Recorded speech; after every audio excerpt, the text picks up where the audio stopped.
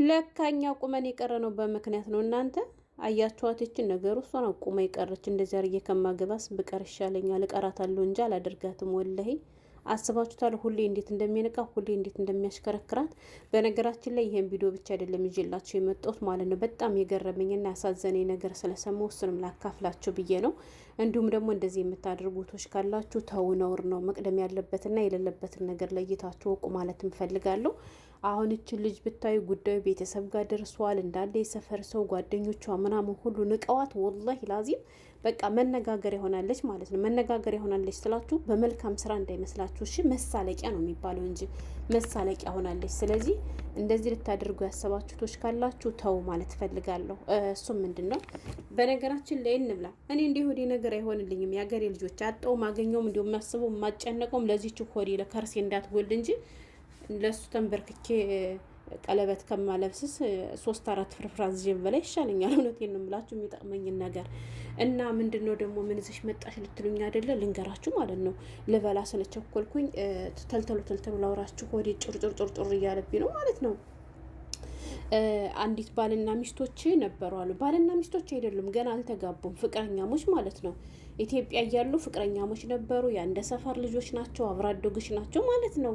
ከዛ እላችኋለሁ ልጅቱ ማለት ነው ቀድማ ሳውዲ አረቢያ መታለች። ሳውዲ አረቢያ መታ እየሰራች ቆይታለች ለብዙ አመት ማለት ነው የሀገሬ ልጆች።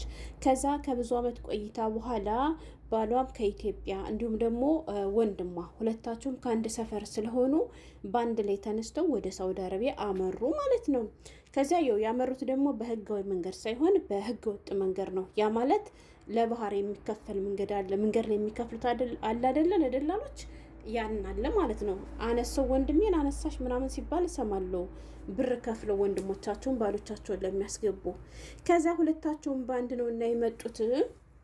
ለዚች ልጅ ደወሉላት ማለት ነው። ባልም ደወለ፣ ወንድምም ደወለ። ክፈይልኝ ተባባሉ አሉ ማለት ነው።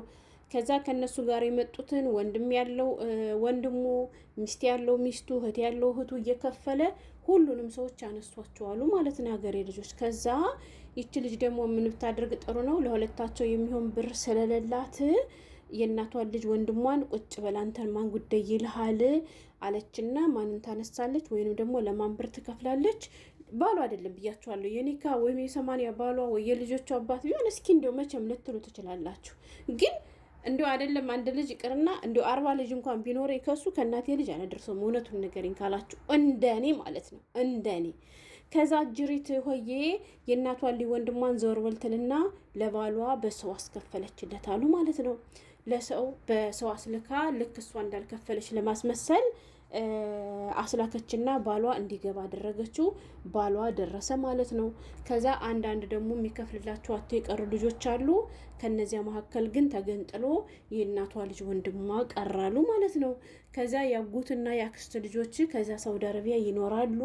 የእነሱን ስልክ አፈላልጎ ምናምን ደወለ። ሰርቼ ከፍላችኋለሁ፣ ብቻ የዛሬን አንሱኝ፣ እኔ ብቻ ነኝ የቀረው። እህቴማ እንግዲያ እኔን ትታ ባሏን አነሳች። እነህኔ እንትን አድርጊያ ቢሆን ኑሮ ትከፍልልኝ ነበር ማለት ነው። እኔ እናቷን ልጅ በእንትን ቀየረች ምናምን ብሎ እያለቀሰ ለነዚያ ለአክስትና ለጎት ልጆች ደወለ። እነሱ ደግሞ አላይስጣቸው አጣጣ ቀረጥ ብለው ከላይም ከታችን ብለው ለቃቅመው ያንን ልጅ አስገቡት። ከዛ ይሄ ወንድሟ ከሄደ በኋላ ኢጃዛ ቤቷን አሳዩ ብሏሉ። ከኢጃዛ ቤቷ ሂዷሉ። ጉርፓዋን አንቆራሱ እንትን ላድርግሽ ወይ እንዴ ምናምን እሱ እንትን ስላደረገሽ ሄደል ሊወደሽ ምናምን ብሏሉ። ብታዩ ስንት ጉር ተፈጠራሉ ማለት ነው።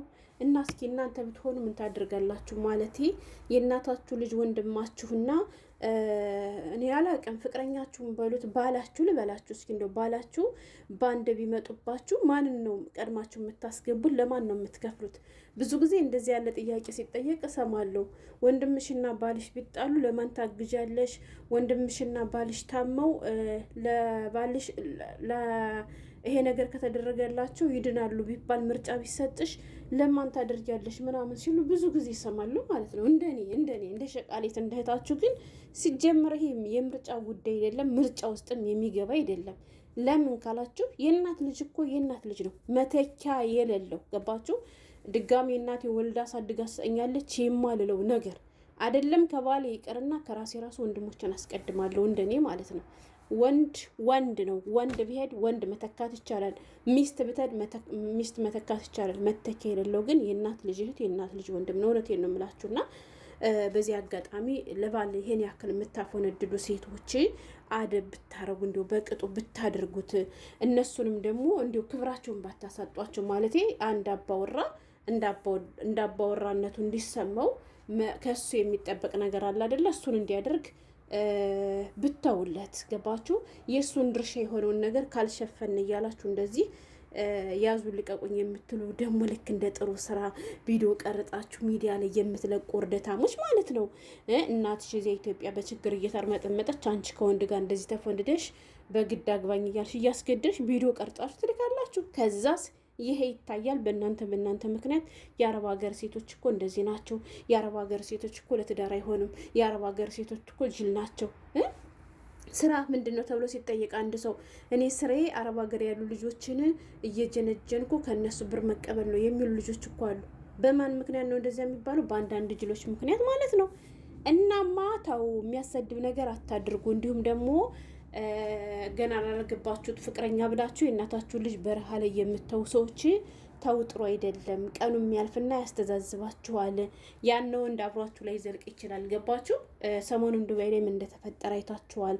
300 ምናምን ሺህ ብር ከፍላ ከኢትዮጵያ የምተው ዱባይ ላይ ደግሞ 1 ሺህ ምናምን ድርሃም ከፍላለት 4 ቀን ሸሸ ገዳሜ ካለ በኋላ እሱና ሚስቱ ተመሳጥረው ፍላጎታቸው ሌላ ስለነበረ ፍላጎታቸው ሚስቱ እሱን የማምጣት አቅም ስላልነበራት ባሏ ብቻ እንዲገባላት ባሏ ለክራይ ሽጣ እሱም ደግሞ ለክራይ ተሽጦ ቆይቶ ከዛ ከሚፈልግበት ቦታ ከደረሰ 4 ቀን ሸሸ ገዳሜ ካደረገ በኋላ የ300 ሺህ ብሩን እና የ1 ሺህ ምናምኑን ድርሃም ዋጋ ካደረገ በኋላ ዘወር ብሎ ረግጧ ሲሄድ አይተናል አይደለ? እና ለወንድ አታፎንድዱ፣ በቅጡ አድርጉት ነው። ገባችሁ? እና አንዳንዲት ሴት እንደዚህ እያደረጋችሁ ሚዲያ ላይ የምትለቁ ሴቶች ወላይ በጣም ያሳፍራል። ስለዚህ ተው። ምንድን ነው ጥቅሙ? እንዳልኳችሁ የእነሱን መብት አትጋፏቸው። እነሱ ማድረግ ያለባቸውን ነገር እኛ ካላደረግን አትበሉ። ቤተሰቦቻችሁን ደግፉ። የእናት አባቶቻችሁ ልጆች ደግፉ። ነገ ስትወድቁ ኧረ ወንድም ብሏል ያ ሰውዬ፣ ኧረ ወንድም እናት የወለደው፣ ኧረ ወንድም አባት የወለደው ሲባል አልሰማችሁም? የመከራ የዕለት የችግር ጊዜ መጥቶ ምን የሚሉ አላለም። እናማ ማን እንደ ወንድም ልላችሁ ነው። ያች ልጅ በጣም ስላናደደችኝ እና ይህን ቪዲዮ ስላየው በዚህ አጋጣሚ እስኪ ቪዲዮ ልስራና ምናልባት ባልና ወንድሞቻቸው መጥተው ደንበር ላይ ያሉ ቀድሞ ባላቸው ሊቀበሉ ያሰቡ ሴቶች ካሉ ያስቡበት ብዬ ነው። እናቴ ፍርፍሬ ልብላበት። የኔ ባሌም ወንድሜን በስደት ላይ አሁን ላይ ማለት ነው ፍርፍሬና ፍርፍሬ ብቻ ነች። ስለዚህ ለባል ከምታበሉ ለወንድ ከምታበሉ ነገ ረግጧችሁ ለሚሄድ ወንድ እንዲህ ፍርፍር እያደረጋችሁ ራሳችሁን ጠግኑ፣ ራሳችሁን ጠብቁ፣ አትጨናነቁ ማለት ነው የምፈልገው። እናንተ ካላችሁ ነገም ተፈላጊ ናችሁ። እሺ፣ ሰላሙን